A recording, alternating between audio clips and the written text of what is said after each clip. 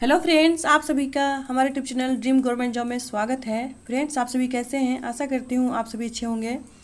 मैं CTET previous paper करवा रही हूँ और मेरा इंटेंशन ये है कि आपका जो एग्ज़ाम है 7 जुलाई को, तो एग्ज़ाम में आपका एक भी प्रश्न गलत ना हो। और मेरा इंटेंशन ये भी है कि क्वेश्चन कराने का मतलब सिर्फ आंसर बताना नहीं है, साथ ही साथ आपको पूरे जो उसके कॉन्सेप्ट हैं उसको क्लियर करवाना, ताकि आपका एक भी प्रश्न गलत ना हो। तो चलिए ये देखते हैं। सबसे पहले देखते हैं एग्ज़ाम कब हुआ है। तो 7 फरवरी 2023 को हुआ है।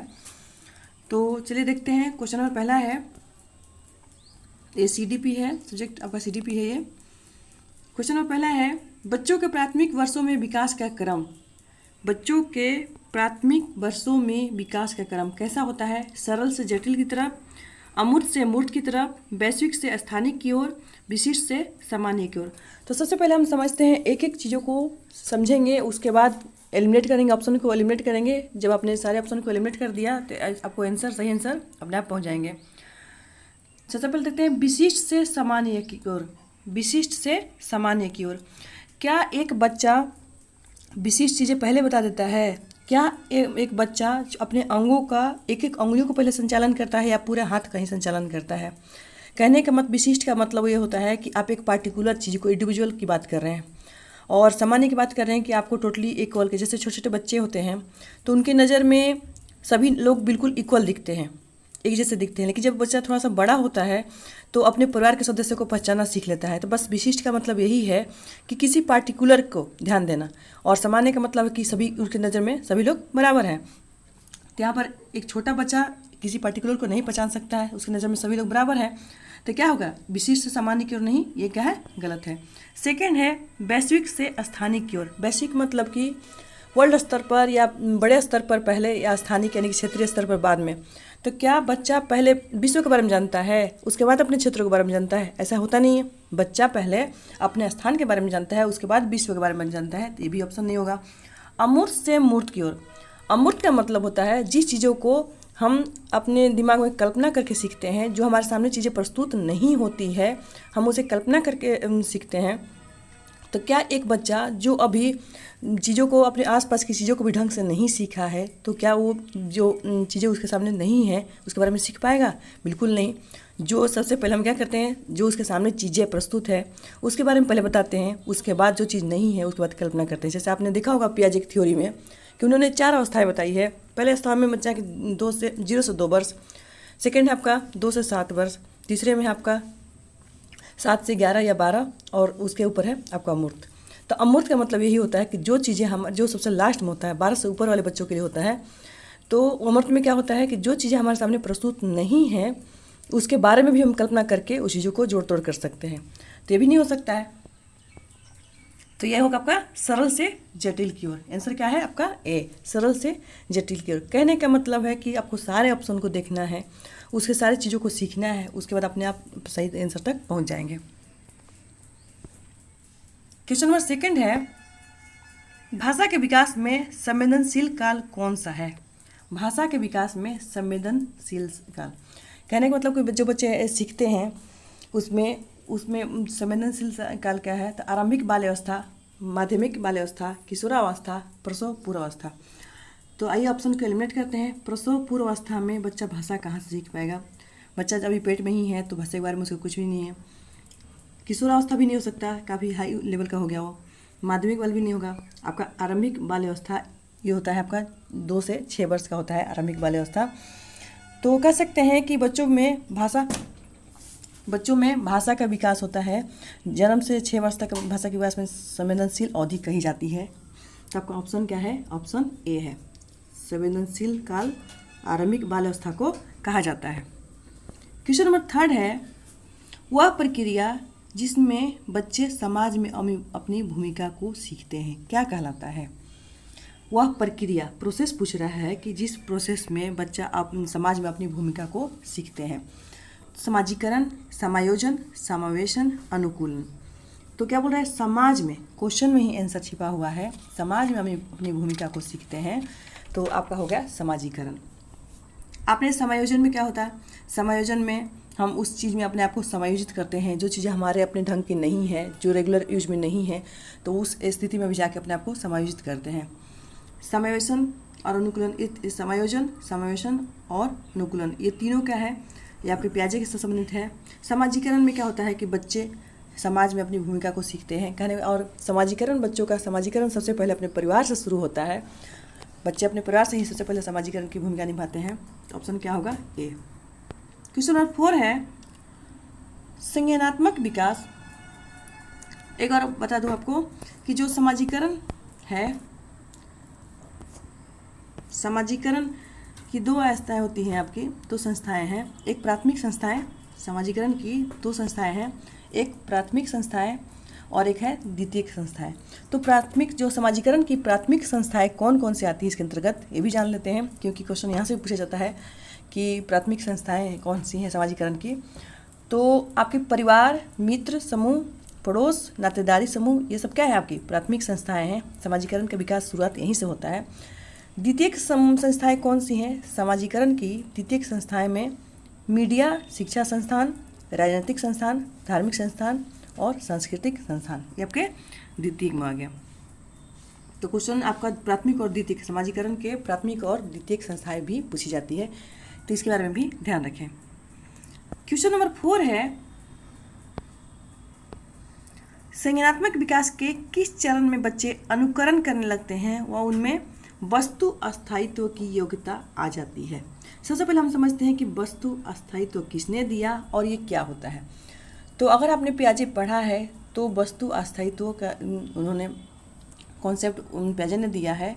और इसमें क्या होता है कि जो चीज़ें अपने सामने प्रस्तुत नहीं है लेकिन उसकी आवाज़ लगाने से, जैसे एक माँ बच्चे के सामने माँ प्रस्तुत नहीं है लेकिन बच्चे को भूख लगती है, तो बच्चे को लगता है कि माँ आस पास ही है, मैं अगर आवाज़ देता हूँ या रोता हूँ तो मेरी मम्मी आके मुझे दूध पिला देगी।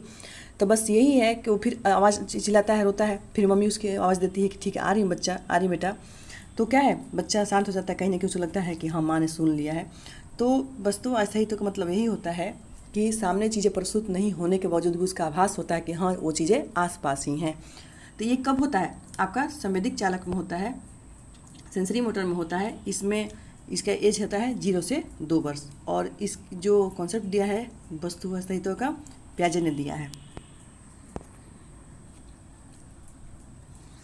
क्वेश्चन नंबर 5 है जीन पियाजे के सिद्धांत के अनुसार वह बच्ची जो सूरज को सजीव मानती है क्योंकि वो रोशनी देता है, अपनी सोच में क्या दर्शाती है।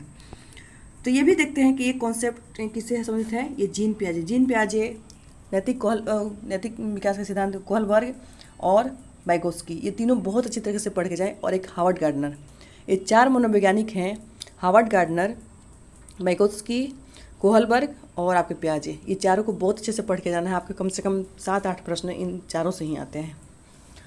तो यहाँ पर क्या बोल रहा है कि बच्ची सूरज को सजीव मानती है। क्वेश्चन को पहले ढंग से पढ़ें। बच्ची जो है इतनी छोटी है कि वो सूरज को सजीव मानती है क्योंकि वो रोशनी देता है। तो ये क्या दर्शाता है, जीववादी चिंतन, केंद्रीकरण, अप्रतिवर्तिता, वस्तु अस्थायित्व। तो ये आपका आंसर होगा जीववादी चिंतन। इसमें क्या होता है कि बच्चे निर्जीव वस्तु में भी सजीव मानते हैं, उसको भी सोचते हैं कि वो उसमें सजीव है, उसमें जान है। जैसे कोई बच्चा बचपन में आपने देखा होगा, अपने खुद भी छोटे बच्चे होंगे तो आप गिर जाते हैं या कहीं चोट लग जाती है तो मम्मी पापा उसको मारते हैं, बोलते हैं देखो देखो मैंने मार दिया, अब आप शांत हो जाओ, वो भी रो रहा है। तो कहने का मतलब कि बच्चों को लगता है ना कि अगर मुझे चोट लगी है तो मम्मी ने उसको मार दिया, पापा ने उसको मार दिया, तो वो भी अब रो रहा है, तो अब बराबर हो गया, चुपता हो गया, जो भी है। तो बस यही है कि उसमें बच्चे क्या है, निर्जीव वस्तु में भी सजीव चीज मानते हैं। तो जीववादी चिंतन। क्वेश्चन नंबर 6 है निम्न में से कौन सी संकल्पना लेओ वाइगोत्स्की द्वारा प्रतिपादित नहीं है। वाइगोत्स्की प्रश्न आ गया आपका। इसमें क्या बोल रहा है कि उनके द्वारा प्रतिपादित नहीं है। तो सबसे पहले बता दें कि वाइगोत्स्की ने जो सिद्धांत दिया उसका नाम क्या है, सामाजिक सांस्कृतिक सिद्धांत। और उसमें उन्होंने किन किन चीज़ों की बात की है और किस चीज़ों की बात नहीं की है, समीपस्थ विकास का क्षेत्र, स्कीमा, पाठ और सामाजिक अंतःक्रिया। तो स्कीमा देखते ही आपको लग गया होगा कि ये किसने दिया है, ये पियाजे ने दिया है। तो वाइगोत्स्की का नाम इसमें नहीं आता है, तो आपको देखते ही ऑप्शन आपको आंसर आ गया होगा।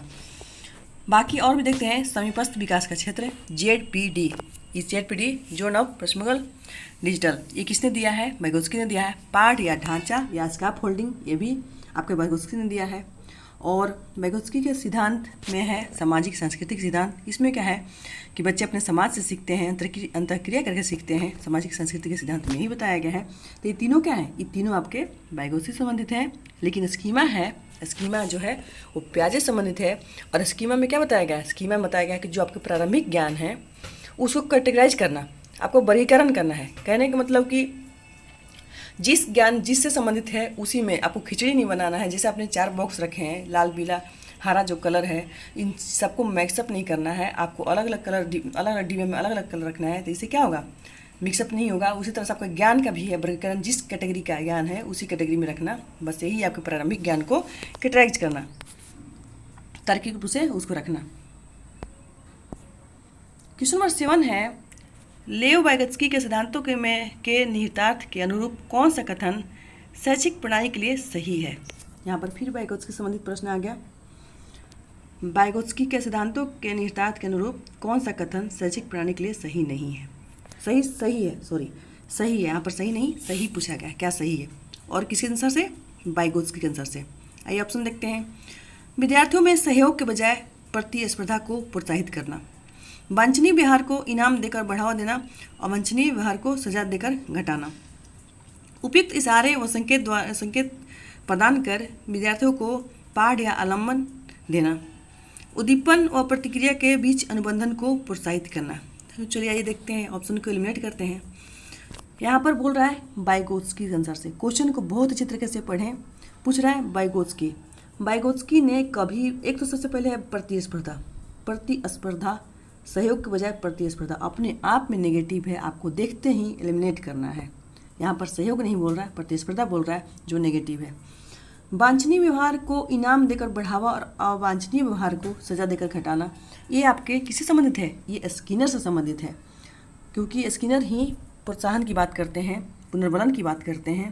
तो ये भी क्या है, ये भी नहीं है।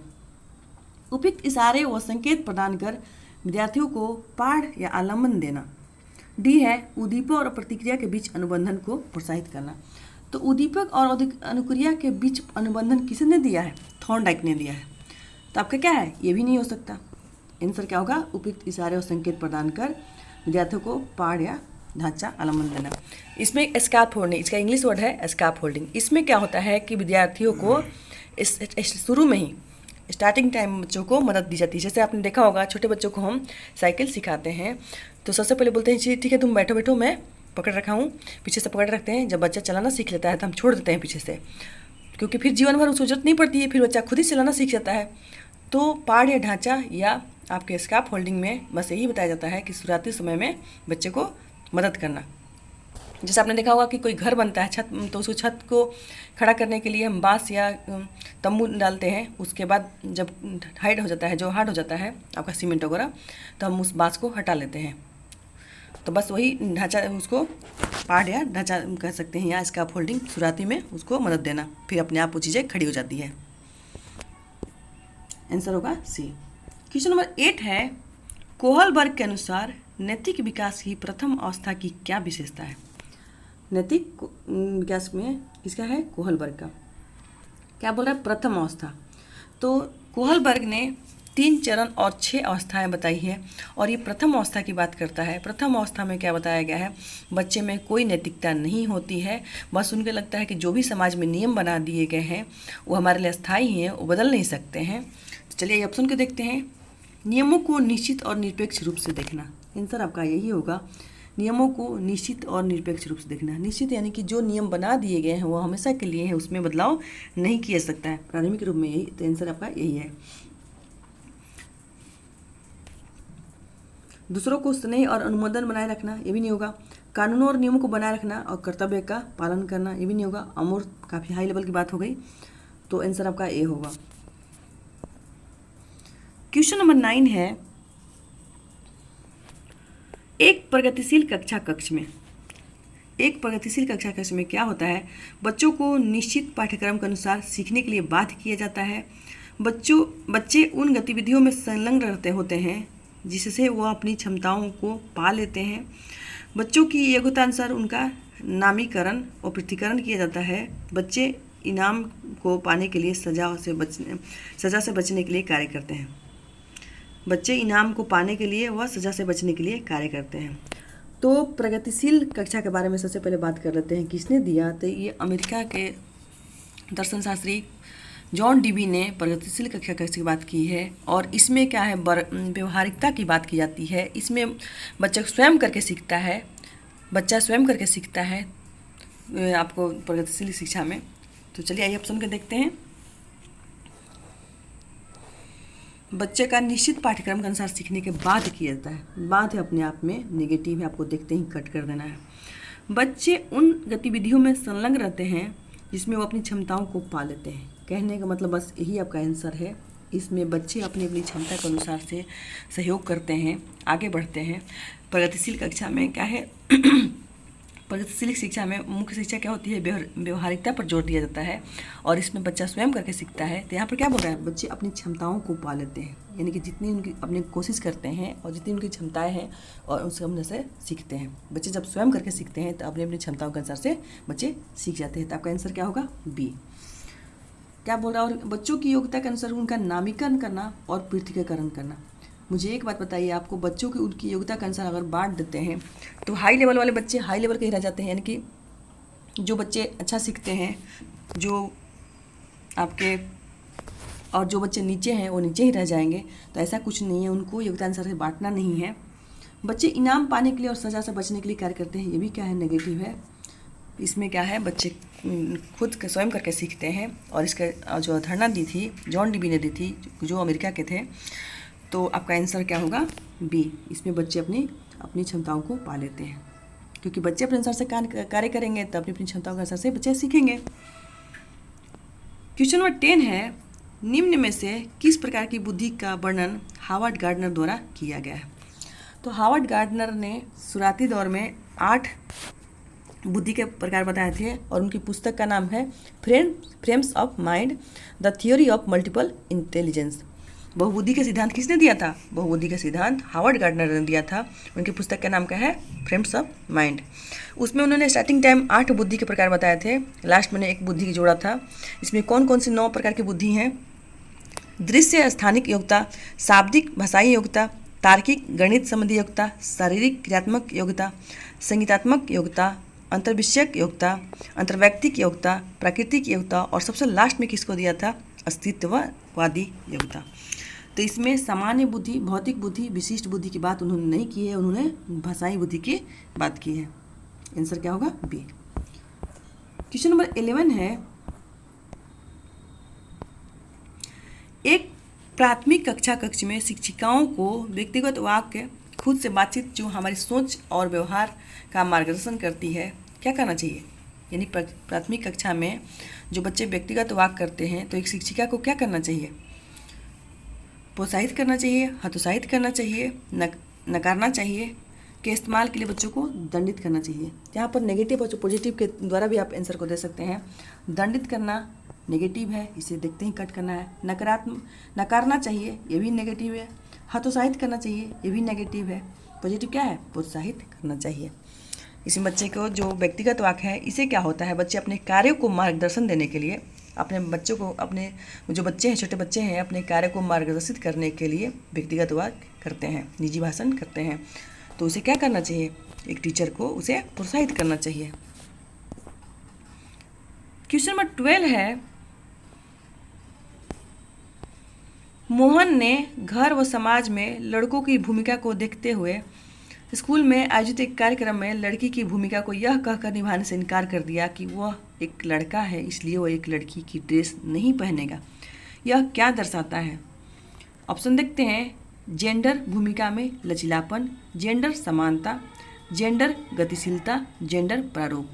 तो यहाँ पर हम क्वेश्चन को सबसे पहले देखते हैं और क्वेश्चन बोलना क्या चाहता है, क्वेश्चन की प्रकृति को जरूर समझिए, क्वेश्चन क्या कहना चाहता है। यहाँ पर क्या बोला, जो लड़का है वो इसलिए उस लड़की के कपड़े को पहनने से इनकार करता है क्योंकि वो एक लड़का है।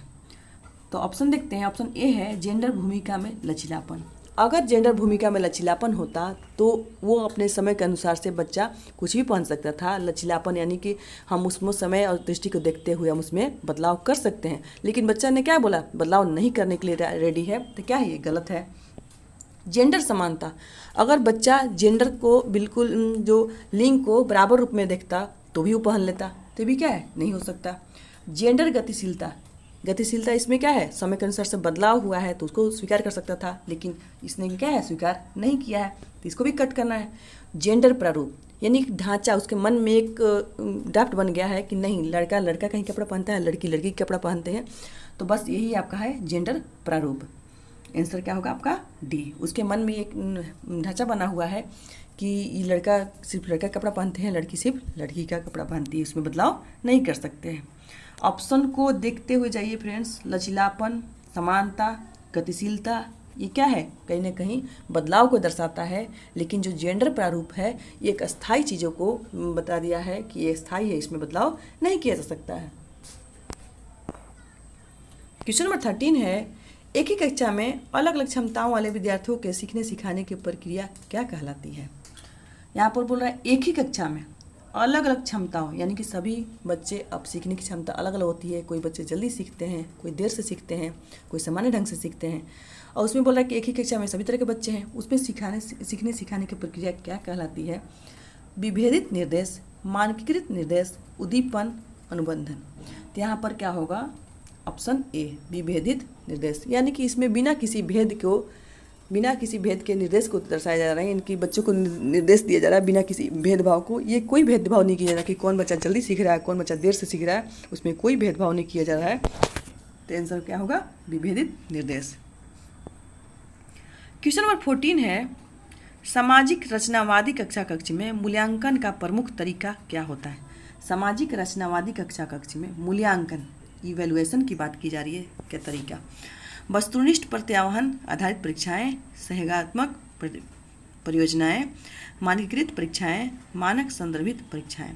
क्या बोल रहा है, सामाजिक रचनावादी कक्षा कक्ष में मूल्यांकन क्या होगा, सहयोगात्मक रूप से होगा, बच्चे एक दूसरे को सहयोग करके सीखेंगे, इससे क्या होगा, समाजीकरण का विकास होगा बच्चों में, बच्चे सहयोग सीखेंगे, बच्चों के एक दूसरे के भावनाओं की कद्र करेंगे, तो इससे क्या होगा, सहयोगात्मक परियोजनाएं। क्वेश्चन नंबर 15 है फ्रेंड्स, मैं आज सिर्फ 15 क्वेश्चन करवाऊंगी, ये लास्ट 1 क्वेश्चन है, सिर्फ 15 क्वेश्चन कराऊंगी क्योंकि वीडियो ज़्यादा लंबी हो जाती है, बाकी 15 जो है नेक्स्ट वीडियो में कराऊंगी। शिक्षार्थियों के आकलन का सबसे महत्वपूर्ण उद्देश्य क्या है। शिक्षार्थियों के असेसमेंट की बात की जा रही है, उसका महत्वपूर्ण उद्देश्य क्या है। अध्यापन की प्रभावशीलता पर विचार करना और सीखने को बढ़ाने के लिए संशोधित करना, शिक्षकों को सौंपे गए कार्यों में से एक कार्य को पूरा करना, रिकॉर्ड और रजिस्टर को पूरा करना, कक्षा में समान योग्यता वाले समूह बनाने के लिए। तो चलिए ऑप्शन को एलिमिनेट करते हैं। क्या बोल रहा है, महत्वपूर्ण उद्देश्य, यानी पॉजिटिव की बात कर रहा है, आकलन, शिक्षार्थियों के आकलन की बात कर रहा है। कक्षा में समान योग्यता वाले समूह के लिए, क्या समान योग्यता वाले बच्चों के समूहीकरण करेंगे, उनको कैटेगराइज करेंगे, तो पीछे जो पिछड़े बच्चे हैं वो पीछे ही रह जाएंगे, जो बच्चे प्रतिभाशाली बच्चे हैं वो आगे बढ़ जाएंगे, तो ये गलत है। रिकॉर्ड और रजिस्टर को पूरा करना, सिर्फ क्या रिकॉर्ड और रजिस्टर को पूरा करने से क्या बच्चे सीख पाएंगे, क्या बच्चों का दिमाग का विकास हो पाएगा। आपका काम तो हो जाएगा, टीचर का काम हो जाएगा, हाँ चलो हमने लिपापोती कर दी, लेकिन क्या बच्चों का दिमाग विकास हो पाएगा, बिल्कुल नहीं, ये भी क्या है, नेगेटिव है। शिक्षकों को सौंपे गए कार्य को एक कार्य को पूरा करना, क्या बोल रहा है, जो कार्य को सौंपे गए थे, शिक्षकों को बहुत सारे कार्य सौंपे गए थे, उसमें एक कार्य को पूरा करना, ये भी क्या है, नेगेटिव है। अध्यापन की प्रभावशीलता पर विचार करना और सीखने को बढ़ाने के लिए संशोधित करना, यही आपका आंसर होगा। इसके कहने का मतलब है, इस ऑप्शन का कहने का मतलब है कि जो अध्यापन है कैसे प्रभावशाली बनाया जा सके, किसे इफेक्टिव बनाया जा सके, और उसमें सीखने के बढ़ाने के लिए, कहने का मतलब, और इसको इफेक्टिव बनाने के लिए उसमें अमेंडमेंट करना, सुधार करना, हम क्या क्या बदलाव कर सकते हैं कि बच्चों को सीखने का तरीका बढ़े, तो ये आपका ऑप्शन आंसर होगा। फ्रेंड्स, वीडियो अच्छी लगती हो तो चैनल को लाइक, सब्सक्राइब एंड शेयर करें। Bye bye.